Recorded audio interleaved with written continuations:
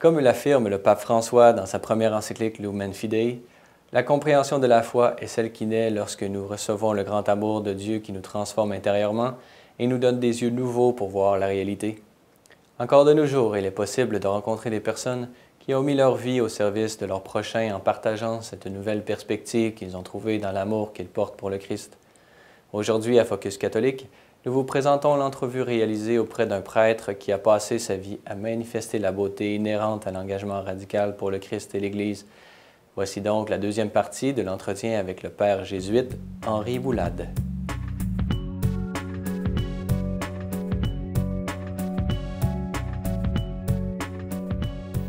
Bonjour et bienvenue à l'émission Focus catholique. Aujourd'hui à l'émission, nous vous présentons la deuxième partie de l'entrevue avec le père Henri Boulade. Bonjour mon père. Bonjour. Vous êtes égyptien. Vous avez donc une riche expérience de collaboration et de cohabitation avec les musulmans. Je sais que vous faites une distinction entre ce qu'on appelle l'islam politique et l'islam comme spiritualité. Est-ce que vous pouvez nous expliquer cette distinction? Pour expliquer cette distinction, il faut plonger dans l'histoire. D'abord l'histoire de Mohammed.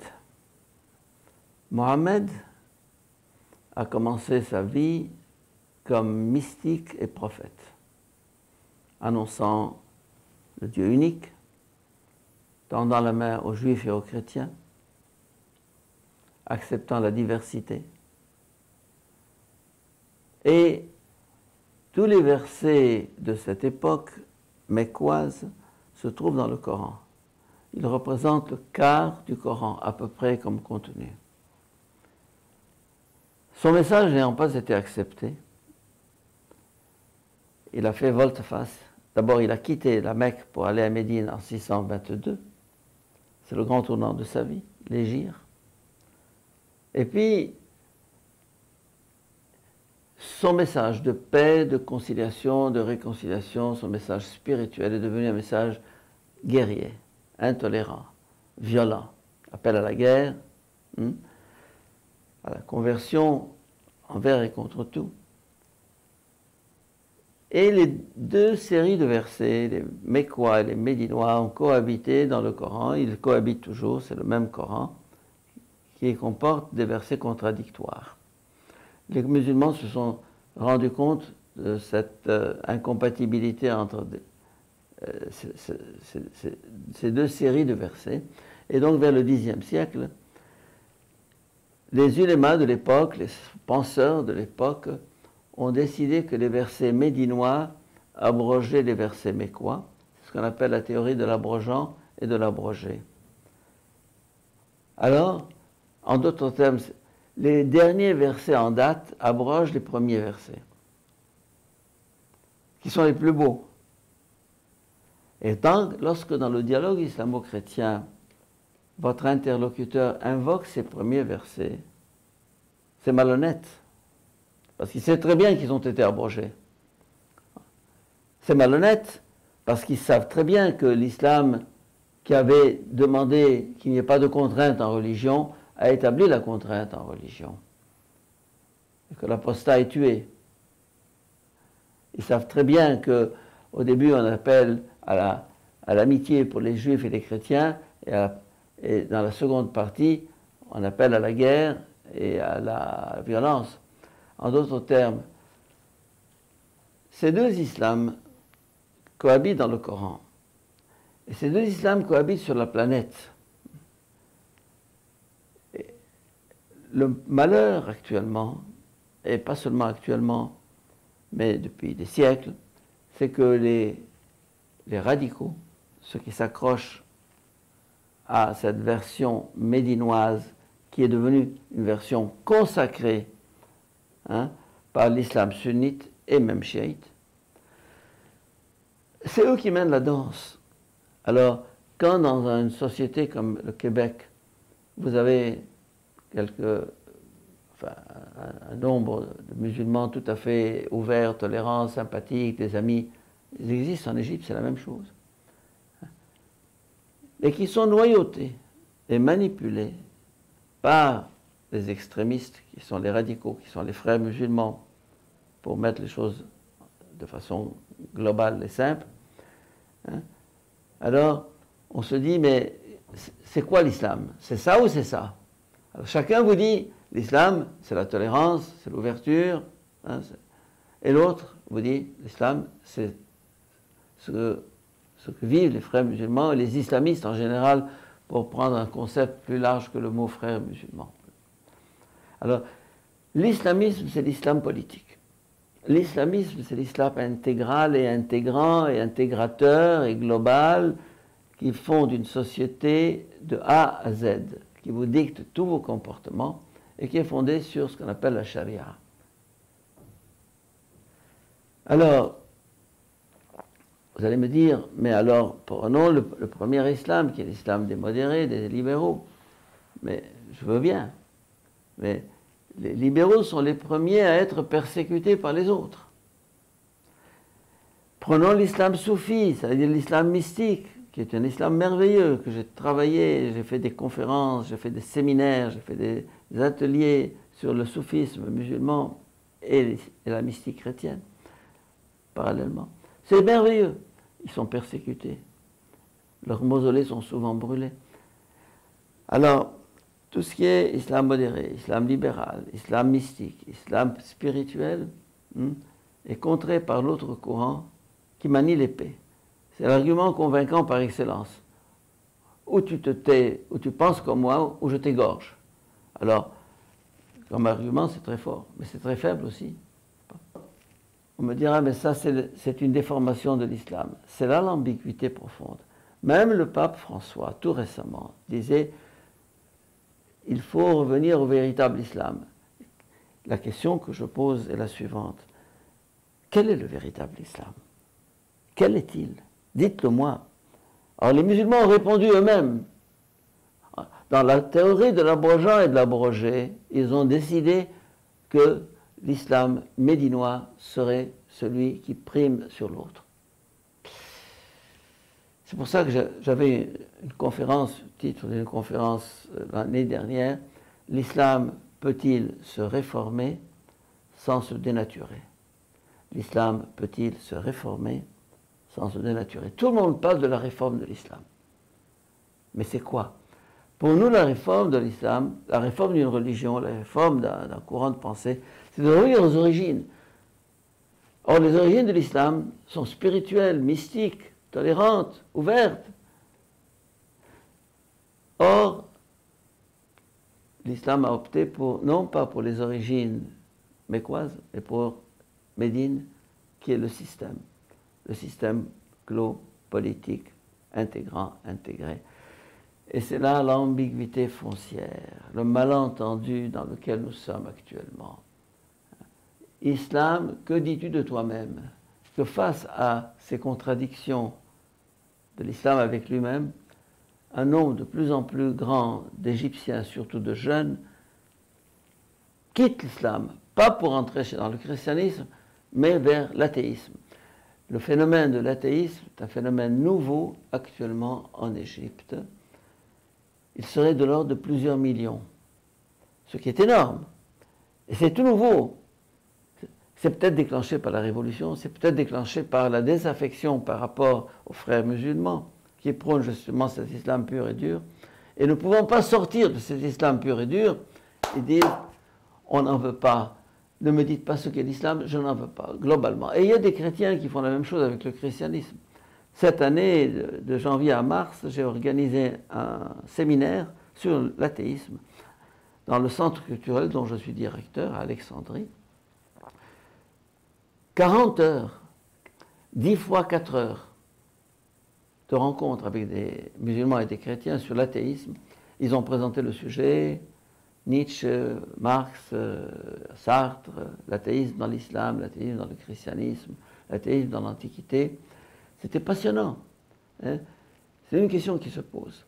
L'islam est, à mon avis, dans l'impasse. Dans l'impasse. Il est dans une souricière. Il s'y est mis lui-même. Il n'arrive pas à en sortir. Et là, c'est le drame. Alors, d'où le nombre de conversions, soit à l'athéisme, soit au christianisme. Il faut écouter dans ce contexte-là ce que disent les anciens musulmans, hein, qui ont quitté l'islam, qui ont un discours extrêmement intéressant, extrêmement intéressant.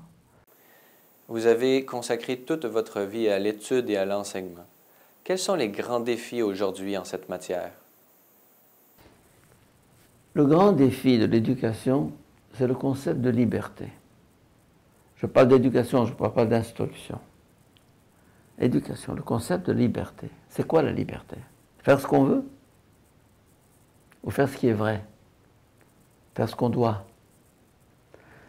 À notre époque, à partir de la Révolution française, mais surtout à partir de mai 68, a donné à la liberté un concept de... Il est interdit d'interdire, c'est un des slogans de mai 68, interdit d'interdire. Comme si l'interdiction venait du dehors, comme si l'interdiction était une décision prise par une autorité, qu'elle soit l'Église, qu'elle soit l'État, qu'elle soit les parents, qu'elle soit la société, qu'elle soit l'autre, qu'elle soit Dieu. Mais Freud a bien montré, Freud, qu'on ne peut pas taxer comment dire, d'angélisme ou de... Freud l'athée, a bien montré que les tabous primitifs des sociétés primitives font partie de la structure même. C'est intérieurement qu'il y a des non à dire et des oui à dire, qu'il y a des choix à faire. Si vous voulez, je prends un petit exemple. Voyez, je prends, voilà, mes clés, là. Si je les laisse, elles vont tomber. Elles vont tomber. La loi de la pesanteur, c'est la loi de la nature. Mais il y a une autre nature, une autre loi. C'est la loi de la vie. Si je plante une graine, elle va monter, elle ne va pas tomber. Ah, ça c'est la nature, et ça c'est la nature. Et quelle est la nature de l'homme dans tout ça? Est-ce qu'au lieu de parler de permis et de défendu, de liberté et de pas liberté, où est la vérité? Là je reviens à ce concept de vérité. Où est la vérité de ma nature d'homme? Où est-elle? Et en éducation, dire à l'enfant, fais ce que tu veux, quand tu veux, comme tu veux, couche-toi à l'heure que tu veux, vois ce que tu veux, c'est n'avoir rien compris à l'être humain. Il doit être... Il y a une phrase, une pensée qui me revient à l'esprit, l'esprit naît de contraintes. N-A-I, accent circonflexe, T. L'esprit naît de contraintes. Prenez de l'eau, versez-la sur une table, elle va s'étaler. Versez-la dans un verre, elle va monter. Alors, en éducation, on évite le verre, on verse sur la table. Qu'est-ce que tu veux? Alors, l'eau va s'étaler. On ne fait pas grandir l'enfant. Moi, pour faire grandir l'enfant, je mets des contraintes. Je l'oblige, jusqu'à ce que lui s'oblige. Jusqu'à ce qu'il accepte une autocontrainte, une autodiscipline qui le fasse monter. On ne peut pas faire l'économie de ça. C'est comme ça. L'homme est un être appelé à une transcendance, appelé à monter. Le chemin de l'homme est un chemin qui monte. Ce n'est pas un chemin comme ça. Laisse-toi aller, tu descendras plus bas que la bête. Appelez ça l'héroïsme, appelez ça la sainteté, appelez ça l'humanité, appelez ça ce que vous voudrez. C'est comme ça. Alors moi, mon style d'éducation, c'est un style dur.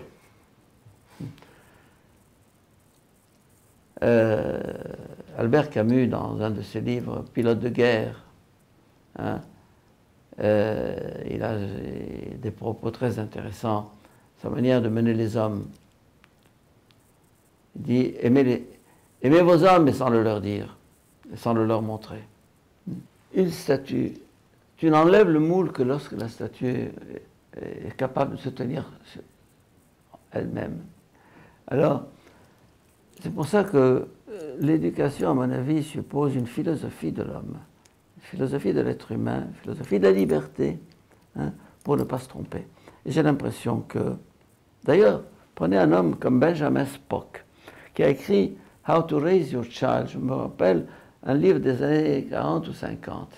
Hein. Il disait alors aux parents, surtout pas de contraintes avec l'enfant, vous allez le complexer, ce pauvre chéri. Hein. Ne lui dites jamais non. Hein. Au bout de 30 ans, Benjamin Spock a écrit « Je me suis complètement trompé ». Complètement trompé. Mais il avait contaminé des dizaines de millions de gens, de parents, par sa philosophie du laisser faire, laisser aller, pas de contraintes. Et je lisais encore, il y a quelque temps, un article dans la sélection du Reader's Digest. « Say no to your children ». Dites non à vos enfants. Oui, il faut que l'enfant se heurte à une autorité pour grandir. C'est face à cette opposition du papa. Il faut un papa. Il faut une maman aussi, oui, la tendresse. Il faut un papa. Papa, non. Mais j'ai dit non. Quel est le papa actuellement qui dira ça? Enfin, bon, papa, s'il te plaît. Voilà, bah, d'accord, bon. On cède, on cède, on cède. Ça n'aide pas l'enfant à grandir. Il a besoin de se structurer. Et l'autorité a un rôle structurant. L'autorité a un rôle structurant. Auctor en latin, ça veut dire faire, construire. Alors on a abdiqué toute autorité en croyant que l'enfant laissé à lui-même va pousser. C'est la théorie de Rousseau. Hein? Non. Alors voilà. On peut n'être pas d'accord, ça m'est égal qu'on soit d'accord avec moi ou qu'on ne soit pas d'accord, ça m'est strictement égal, mais c'est mon expérience et je l'ai expérimenté avec tant de gens. Il y a ici au Québec des centaines de personnes qui ont passé par mon éducation, et Dieu sait si ils me remercient, hein, parce que ça a été comme ça. Voilà. Écoutez, en Égypte, c'est pas à partir d'une philosophie. C'est à partir, donc il n'y a pas, si vous voulez, derrière se laisser aller, une philosophie, c'est une espèce de laisser aller plutôt. Un enfant de 6-7 ans veille jusqu'à minuit parce qu'on ne veut pas l'arracher à son iPad. Hein. Et quand j'ai fait mes études de psychologie à Chicago dans les années 66-67, j'ai lu une étude sur l'allaitement, feeding on demand or feeding on schedule. L'allaitement sur demande de l'enfant et l'allaitement sur horaire. On a décidé que dans le premier mois, il faut qu'il tète toutes les 2 heures, par exemple. Dans le 3e mois, il faut qu'il tète toutes les 4 heures, etc. Bon. Et donc, c'est un peu... On a essayé le système, les 2 systèmes. On s'est aperçu que l'allaitement sur demande créait des tempéraments fantaisistes, indisciplinés, n'ayant pas d'horaire, n'ayant pas de ponctualité, n'ayant pas de structure. Et que l'allaitement par horaire, même si l'enfant a besoin et dit et demande, lui dit non, quand viendra l'heure. En Égypte, c'est l'allaitement sur demande, évidemment. Il tape sur le sein de sa mère, aussitôt le sein sort, et puis il est allaité. Et alors, ça signifie, on me passe mes caprices depuis ma plus tendre enfance. Et c'est inscrit dans le psychisme. Alors, en Égypte, nous avons le même problème, donc, d'une liberté qui manque de structure, qui manque de rigueur. D'où la pagaille du trafic au Caire ou à Alexandrie, comme vous avez pu le constater, d'où l'incapacité de venir à l'heure, d'où l'incapacité de tenir sa promesse, etc. Tout est dans le flou, parce que il a manqué cette structure au début. Alors, d'où, je dirais, par réaction peut-être, la rigueur de certaines lois. Tu pries à des heures très précises, tu jeûnes du coucher du soleil au lever du soleil. La religion essaye de corriger ce que la société a été incapable de gérer. C'est une interprétation. Et quels sont vos grands espoirs pour l'Égypte d'aujourd'hui? Je suis plein d'espoir, plein d'espérance parce que je suis croyant. Ma foi est pour moi à l'horizon. On va passer par des hauts et des bas, par des chaos, par des affres de l'enfantement, si je puis dire, pour reprendre le terme de saint Paul dans l'Épître aux Romains, chapitre 8. Oui, mais l'esprit sera plus fort. Je terminerai par une phrase de Napoléon dans ses mémoires de Sainte-Hélène. Il a dit: deux forces disputent le monde, le glaive et l'esprit. Le glaive et l'esprit. Mais la plus forte des deux, c'est l'esprit. Lui qui a manié le glaive toute sa vie, lui qui a été porteur de guerre dans toute l'Europe et au-delà, il reconnaît que la force suprême, c'est celle de l'esprit. Et moi, j'ai misé ma vie sur l'esprit, et je crois dans la force de l'esprit. Et pour évoquer de façon symbolique ce que je dis là, dans l'Apocalypse, vous avez une femme et un petit enfant, et un dragon à 7 cornes et 10 queues, qui balaye le tiers des étoiles du ciel. Qui a gagné? La femme, l'enfant, l'agneau immolé. Deux forces, le glaive et l'esprit. La plus forte, c'est l'esprit. C'est l'évangile, ça. C'est le message de Jésus. Bienheureux les doux, ils posséderont la terre. Et donc ce déchaînement de violence, pour moi, bon, c'est peut-être les derniers soubresauts d'un moribond. Mais Christ a vaincu le monde et il aura le dernier mot. Merci. Père Henri Boulade, merci beaucoup de nous avoir accordé cette entrevue. Si vous avez des questions ou commentaires, vous pouvez m'écrire à l'adresse qui apparaît à l'écran. C'est tout pour Focus Catholique aujourd'hui. Merci d'avoir été des nôtres. À la prochaine.